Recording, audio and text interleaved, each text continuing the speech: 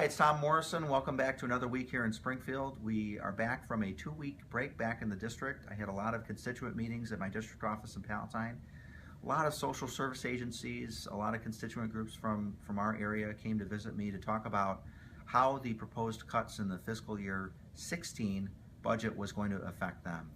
And I heard a lot of sad stories, and it's unfortunate, but I kept thinking back of the last 4 years of budgets we've passed.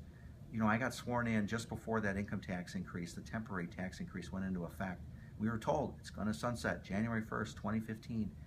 And rather than preparing for that, than having a gradual spend down in spending and really prioritizing, hey, is this a core function of state government? Is this really what we should be spending our money on? Rather than having that, now we're faced with this huge cliff on January 1st, and then another one on July 1st when the new fiscal year kicks in.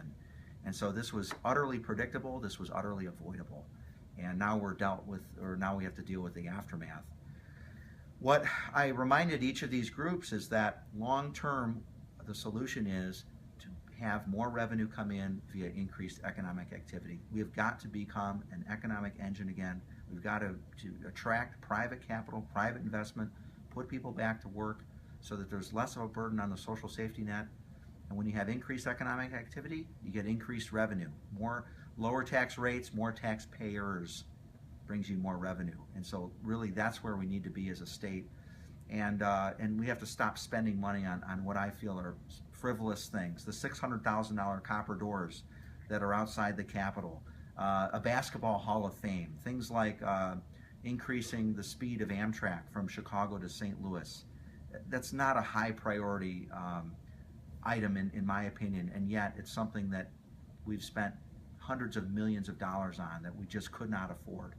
So I think the new governor and his administration is changing the way we're doing things. Yes, there's going to be short-term pain, but long-term, it's where we need to be.